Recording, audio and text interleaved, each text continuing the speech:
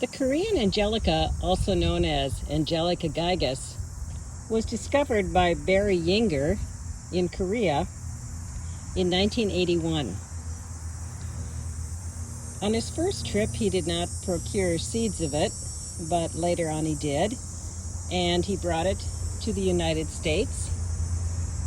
And since then, it has been grown in the National Arboretum and has been sold throughout the United States, and it's found in many, many different parts of our country.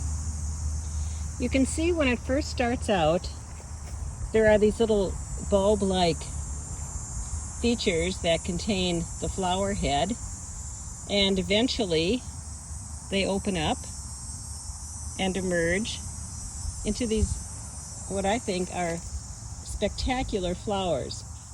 This whole process can take 3 to 4 weeks for them to open, and eventually the seeds will turn brown, scatter amongst the ground, and more seedlings will come up the next year. Angelica gigas is actually a biennial, and